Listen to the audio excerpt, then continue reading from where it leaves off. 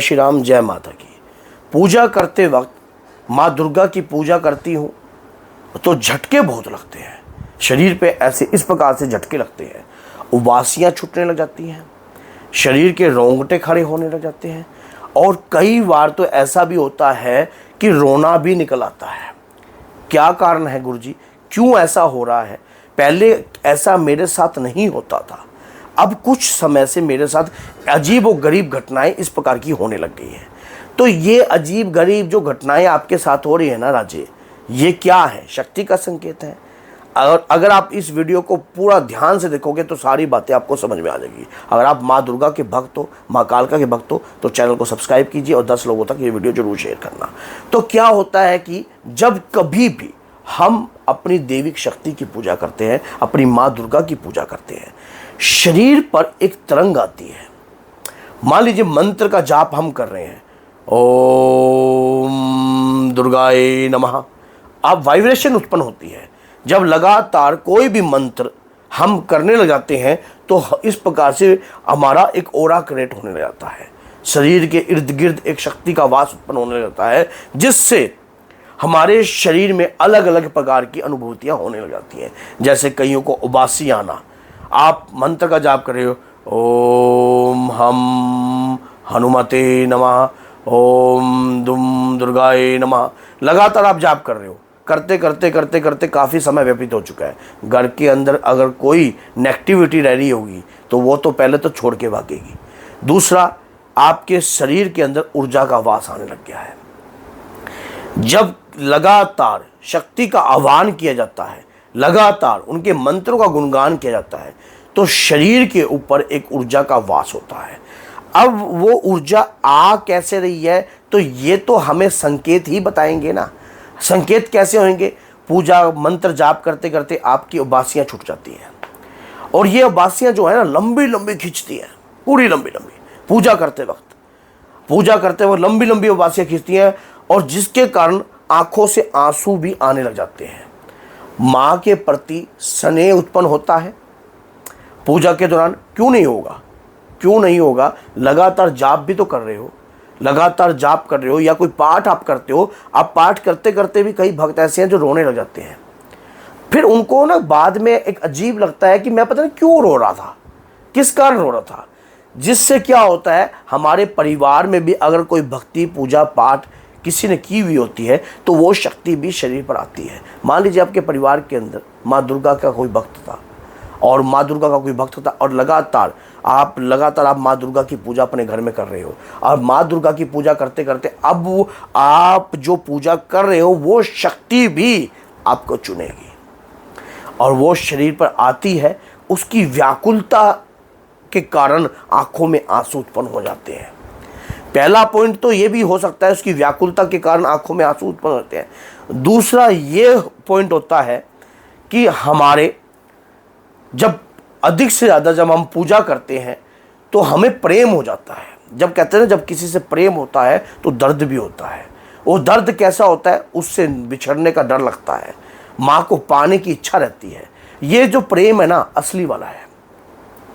ये खिंचाव आपके अंदर जो है धीरे धीरे सक्रिय हो जाता है, आपको उनके प्रति खिंचाव आता है, जिसके कारण व्याकुलता बढ़ती है और आंखों से आंसू चलने लग जाते हैं।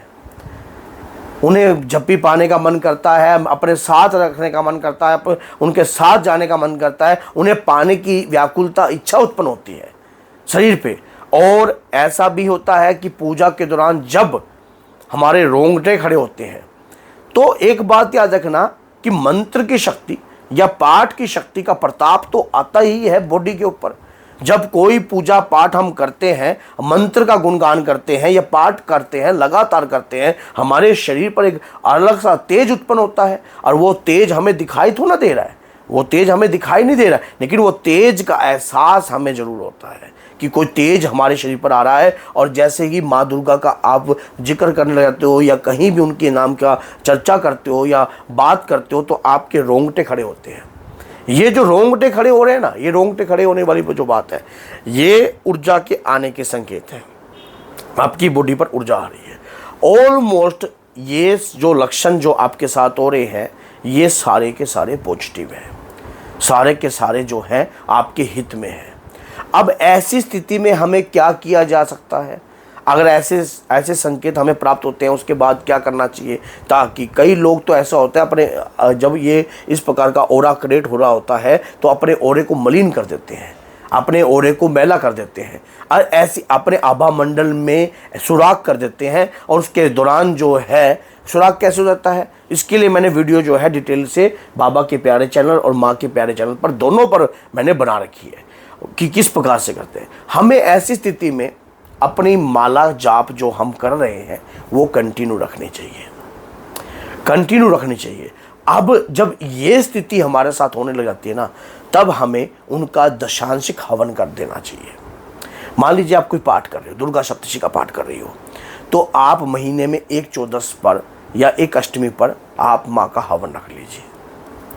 क्योंकि माना जाता है जब पूजा पाठ हम करते हैं तो शरीर पर जो ऊर्जा आती है, देखिए शक्ति जो है किसी खाने चीज़ की भूखी नहीं है, आपकी लगन और आपके प्रेम और आपके भाव की भूखी है।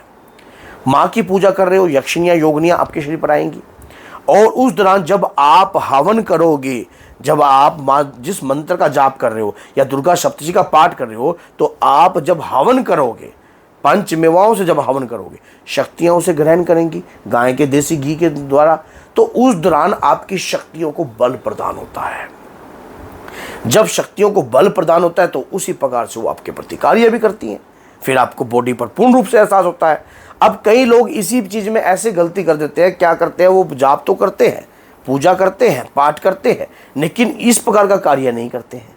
ये कार्य बहुत ज़रूरी होते हैं करने, क्योंकि इससे क्या होता है, फिर कई लोगों का साथ ऐसा भी होता है कि पहले उन्हें अनुभव होते थे बहुत प्रकार के, फिर बाद में अनुभव होने भी बंद हो जाते थे, बाद में उन्हें किसी प्रकार के अनुभव नहीं होते थे। ऐसी स्थिति के अंदर हमें ना जो जाप हम कर रहे हैं अपने इष्ट अपने आराध्य का, एक तो वो कभी नहीं छोड़ना है, दूसरा अनुभवों को ज़्यादा कर लोगों से शेयर नहीं करना है। ऐसा व्यक्ति जब जिसके साथ इस प्रकार की संकेत होते हैं पूजा में, अपनी लगन को और जो नित्य नियम आपने माँ दुर्गा की पूजा में बनाया है, मान लीजिए आपने शाम को 8 बजे के करीब पूजा करने का नियम रखा है, तो 8 से 9 बजे के बीच में आपको पूजा कर लेनी चाहिए, क्योंकि शक्तियों को आगमन का टाइम जो है आपने उसी वक्त दिया है। उन्हें कुछ नहीं, उन्हें तो भक्ति रस के प्याले चाहिए होते हैं। अगर आप जब आपकी भक्ति अंदर से उमड़ती है और ये आप 6 महीने तक करते हो, उसके बाद आप बदल जाते हो, तो ऐसी स्थिति के कारण भी जो है आप इस प्रकार के संकेतों को खो देते हो और फिर उसके बाद ये ऊर्जा आपका साथ नहीं देती है। फिर बहुत सारे लोग इसी चीज़ में परेशान हो जाते हैं कि पहले तो मुझे बहुत प्रकार के अनुभव होते थे, लेकिन अब अनुभव होना तो दूर की बात है, अब तो मुझे कोई संकेत भी प्राप्त नहीं होता है। कई लोगों के साथ ऐसा है, हमारे पास तो लोग कमेंट करते हैं कि गुरुजी पहले अनुभव होते थे मुझे, अब अनुभव भी नहीं होते हैं, अब कोई संकेत भी नहीं होते हैं, अब तो बासी भी नहीं आती है, अब तो शरीर के अंदर रोंगटे भी नहीं खड़े हो रहे हैं। ये इसलिए होते हैं क्यों? क्योंकि जो वो खुद ही लापरवाह हो जाते हैं, जिसके कारण वो अपना ओरा अपनी ओर के अंदर अपने आभा मंडल के अंदर जो है सुराख कर देते हैं। मैंने इसके ऊपर डिटेल में वीडियो बना रखी है, अगर कोई शक्ति आपके शरीर पर आती है तो उसके बाद आपको क्या क्या कार्य कर लेना चाहिए, इसके ऊपर डिटेल में बाबा के प्यारे चैनल पर भी, माँ के प्यारे चैनल पर भी। अगर आप माँ के प्यारे भक्त हो तो चैनल को सब्सक्राइब कीजिए और 10 लोगों तक इस वीडियो को शेयर कीजिए, ताकि वीडियो सुनने के बाद वो भक्त भी अपनी भक्ति के प्रयास से माँ दुर्गा को प्रसन्न कर सके। तो बोलिए जय सीताराम, जय माता दी।